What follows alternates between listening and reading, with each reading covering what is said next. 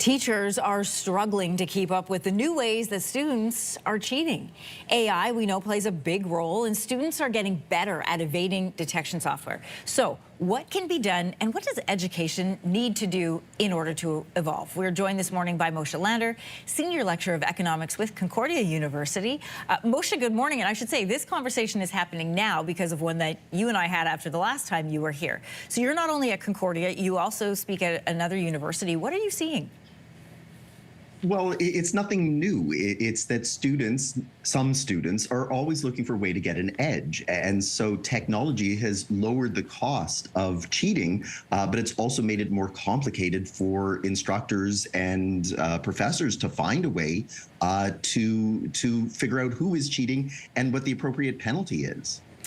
Cheating is hard for educators to stay ahead of because of technology, like you mentioned. So they're trying to figure out new ways to at least catch up with it. You attended a conference on this very topic. What are some of the methods that are being used to cheat other than just AI and ChatGPT? And then what are educators trying to do to combat it? Well, I mean, some of the things that you can use is even like fake ID, right? We would have used it back in our day to get into a bar underage, but now you can actually make fake ID and show up at an exam claiming to be somebody else. So let's say that I have somebody who wants me to take their economics exam. If they can create a student card with my face on it and their name, all we're required to do is show ID that matches our face. Well, it does. And so I sit down and write those exams. But in some cases, you could actually have multiple fake IDs. And so you could write at multiple institutions. Toronto has 3 universities in the city there. So somebody could be roaming around at your TMU and U of T pretending to be 3 different people, and you wouldn't be able to catch it. In cases where you don't show up with ID, you need government issued ID, but sometimes people aren't paying careful attention to that, especially as class sizes get bigger. If you have online classes, we can say that we need you to have your camera on, but you don't know what I'm looking at right now. There could be somebody on the other side of the camera who's feeding me answers, or if I'm mumbling during exams, do I have a Bluetooth apparatus in my ear and I'm communicating with somebody inside or outside of the classroom, or that I'm listening to something that's giving me answers. So beyond just the basic stuff of somebody else writing your essays for you, or getting AI to write your essays for you, even within an exam environment, sometimes it's hard to verify who exactly you're looking at and what exactly they're doing. Yeah, that Bluetooth one was new to me. So then what can teachers, educators, and institutions do to try and combat this type of cheating that's happening? Well, I mean, you can try and jam communications inside. You can try and restrict students' entry and exit during exams, right? So the old bathroom break is a classic one where somebody is in the bathroom and has either left answers under the toilet seat, or somebody is there to feed you answers. But, you know, if you keep the exam short enough, you could say to students, listen, you're not going anywhere.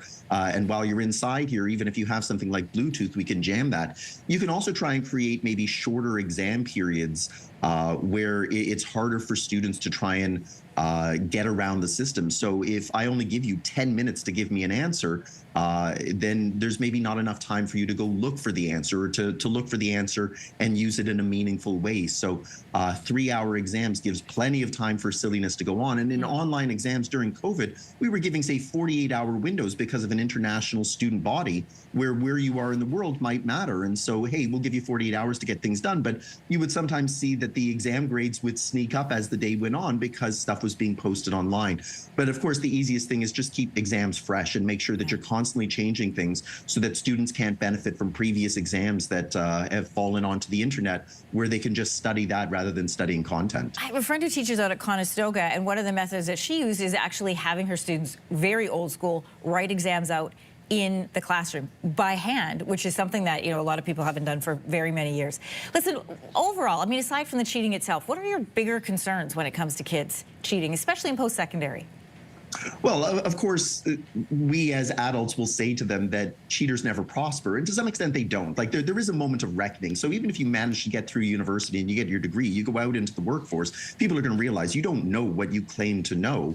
But beyond the fact that that could actually hurt the student, it hurts the broader student body, because if your university gets tagged with, oh, that's filled with cheaters, it's hard for an honest student then to identify themselves, because they have to work that much harder still. So it creates a bit of an arms race here, where sometimes people fall into cheating, not because they're fundamentally cheaters, but because of the presumption that everybody else is cheating. And so there is the ability here to diminish the value of that degree that you're getting.